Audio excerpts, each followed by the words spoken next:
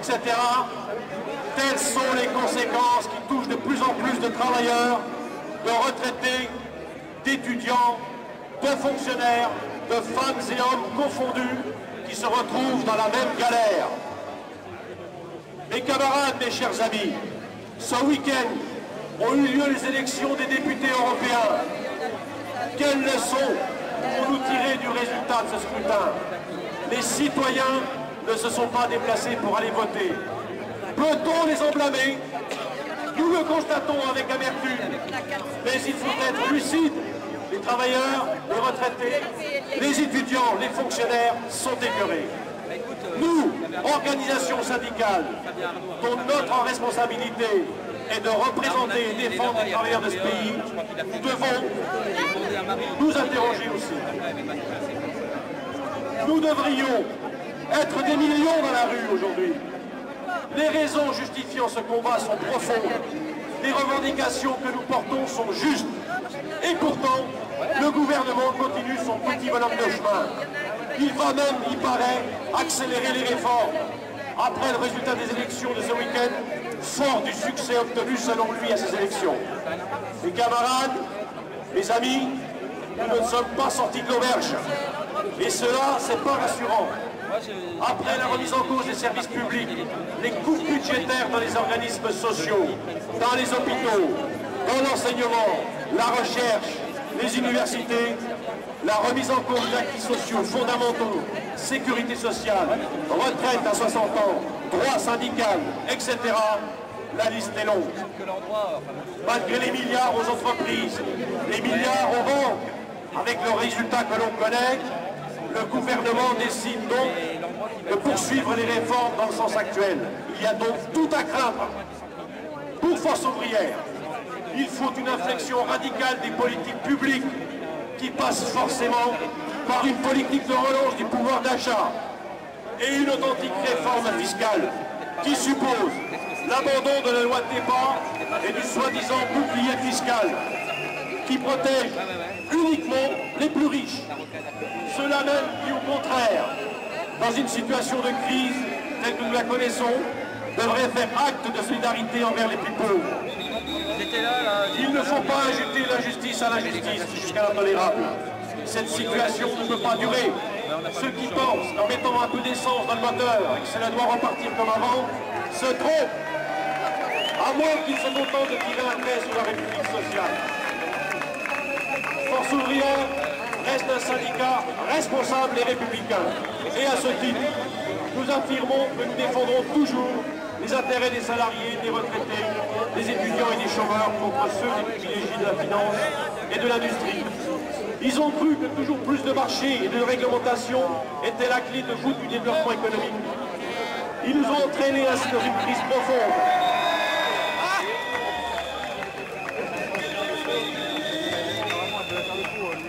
Ils nous ont mis dans une crise profonde, mes camarades, fondée sur la cavalerie financière d'une part et la remise en cause des dépenses sociales d'autre part. Quelle perspective, quelle action, quelles leçons allons-nous tirer? Quelles réponses des organisations syndicales vont-elles donner aux travailleurs qui souffrent en pleine tourmente? Quel espoir dans cette crise qui va durer et qui risque même de s'accélérer? Allons-nous continuer de manifester une fois par mois jusqu'à ce que les travailleurs laminés et écœurés ne répondent plus à nos appels et nous laissent seuls entre nous? Le gouvernement va-t-il infléchir sa position? Va-t-il enfin répondre à nos revendications? Nous avons aidé les banques à coups de milliards, mais quelques euros dans le pouvoir d'achat, ce serait impossible.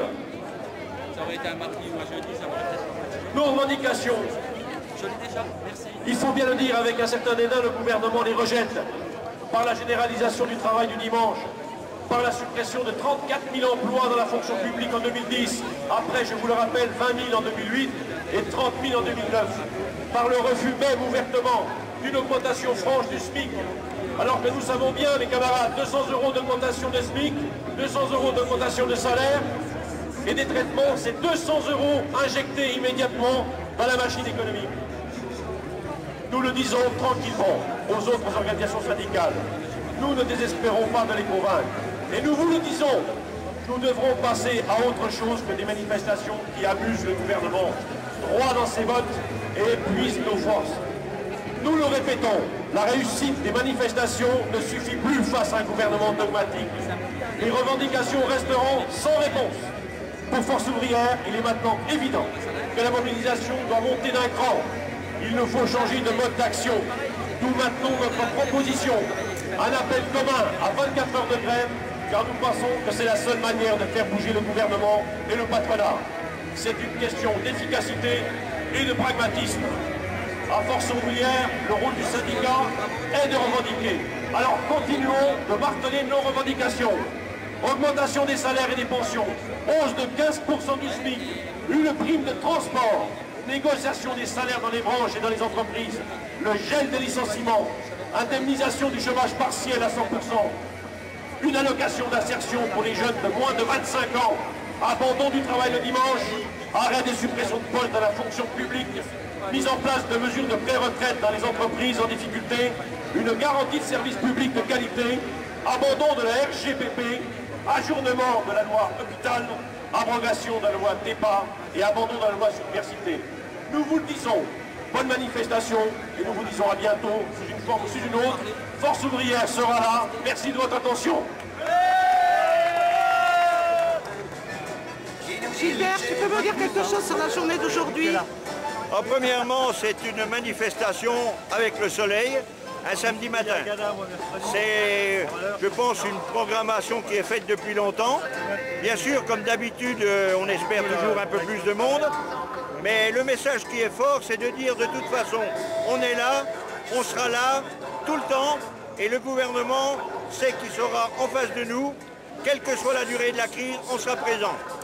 Le fait que ça se fasse un samedi matin, est-ce que tu penses que ça a pu aider au niveau du nombre?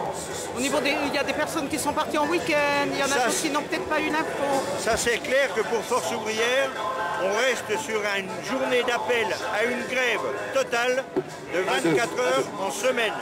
C'est-à-dire ce qu'on appelle bloquer le pays. Pas de bus, pas de train, pas de transport, rien.